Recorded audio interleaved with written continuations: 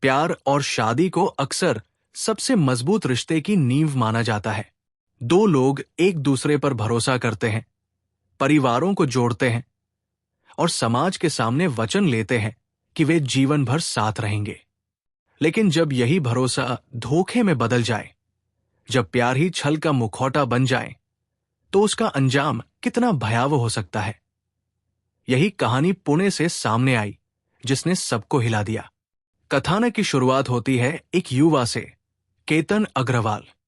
उम्र केवल 25 साल, लेकिन रियल एस्टेट की दुनिया में उसने अपनी पहचान बना ली थी।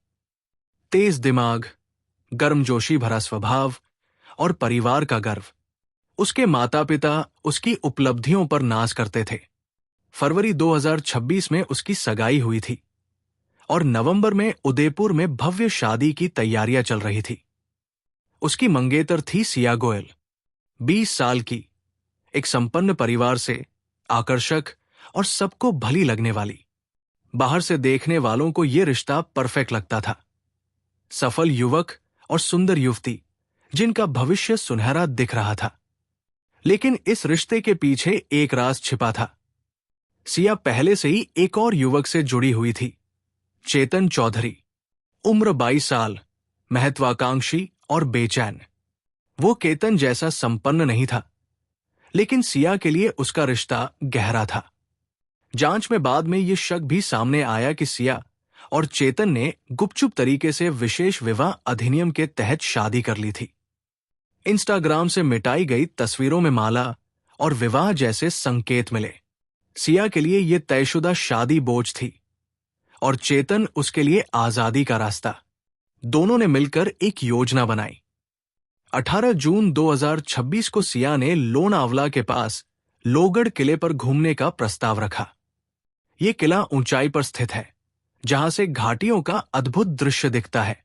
उस दिन केतन और सिया हाथों में हाथ डालकर सीढ़ियां चढ़ रहे थे, तस्वीरें खिंचवा रहे थे। लेकिन वे अकेले नहीं थे। सीसीटीवी फुटेज में एक हुडी पहने व्यक्ति पीछे चलता दिखा। जून की तपती गर्मी में यह अजीब था। वो व्यक्ति था चेतन चौधरी। किले के एक सुनसान हिस्से में सिया ने केतन से तस्वीर खिंचवाने को कहा। कुछ ही पलों में केतन नीचे गिर गया। सिया ने पुलिस को बताया कि ये एक हादसा था। सेल्फी लेते समय पैर फिसल गया। उसकी आंखों में आंसू थे। कहानी विश्वसनीय लग रही थी, लेकिन जांच अधिकारियों को कुछ गड़बड़ महसूस हुई। पहला सुराग मिला कॉल रिकॉर्ड से। घटना से 34 मिनट पहले सिया ने चेतन को फोन किया था, लोकेशन बताई थी और यह भी कहा था कि आसपास कोई पर्यटक नहीं है। यह संयोग नहीं था, यह योजना थी। साइबर सेल ने मिटाए गए व्हाट्सएप और इंस्टाग्राम चैट्स, वॉइस नोट्स और बातचीत के अंश वापस निकाले। सबूत साफ था, यह कोई हादसा नहीं, बल्कि साजिश थी। जांच के दौरान सिया की सोशल मीडिया गतिविधियां भी शक पैदा करती रहीं। घटना के कुछ दिन बाद उसने इंस्टाग्राम पर केतन के लिए भावुक जन्मदिन संदेश लिखा, जैसे वो दुखी मंगेतर हो। रिश्तेदारों और दोस्तों को यह दिल तोड़ने वाला लगा, लेकिन पुलिस के लिए यह कहानी को मोड़ने की चाल थी। परिवार टूट गए। केतन के माता पिता के लिए यह असहनीय था। उनका बेटा, जो नई जिंदगी शुरू करने वाला था, अब नहीं रहा। शादी जो खुशी लाने वाली थी, अब मातम में बदल गई। सिया के परिवार के लिए भी यह खुलासा चौंकाने वाला था। जिस बेटी को वे जानते थे, वही अब हत्या की साजिश में फंसी हुई थी। मामला अदालत पहुंचा। अभियोजन पक्ष की ओर से सहायक लोक अभियोजक अंजलि देशमुख ने सीसीटीवी फुटेज, कॉल लॉग्स और डिजिटल सबूत पेश किए। उन्होंने कहा कि सिया और चेतन ने मिलकर केतन को रास्ते से हटाने की योजना बनाई थी। बचाव पक्ष के वकील राजीव मेहता ने इसे हादसा बताया, लेकिन सबूतों का बोझ, हुडी, कॉल्स, मिटाए गए चैट्स, कुछ और ही कहानी कह रहा था। साइड किरदारों ने केस को और गहराई दी। इंस्पेक्टर प्रकाश जाधव ने जांच का नेतृत्व किया और मिटाए गए डेटा की बरामदगी पर गवाही दी। मुंबई साइबर सेल के फॉरेंसिक विशेषज्ञ ने बताया कि कैसे चैट्स और वॉइस नोट्स वापस लाए गए। गवाहों में पर्यटक थे जिन्होंने उस दिन जोड़ा देखा था, और एक स्थानीय दुकानदार जिसने गर्मी में हुडी पहने युवक को देखा था। अदालत में माहौल भारी था। केतन के माता पिता की आंखों में दर्द था और सिया का परिवार स्तब्ध बैठा था। यह मामला जल्द ही पूरे देश और दुनिया का ध्यान खींचने लगा। सोशल मीडिया पर बहस छिड़ गई। यूट्यूब और पॉडकास्ट पर क्राइम क्रिएटर्स ने इसे उठाया।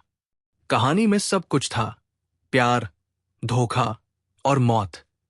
आज भी मुकदमा जारी है। सवाल अब भी बने हुए हैं।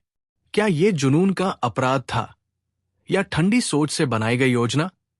क्या सिया ने सच में चेतन को इतना चाहा कि अपने मंगेतर की जान ले ली, या वो खुद अपने फैसलों के जाल में फंस गई? केतन का परिवार शायद कभी इन सवालों का जवाब नहीं पा सकेगा। उनका बेटा अब इस कहानी का हिस्सा बन गया है, जो धोखे और त्रासदी का प्रतीक है। और अंत में यह कहानी हमें सोचने पर मजबूर करती है। भरोसा ही हर रिश्ते की नींव है।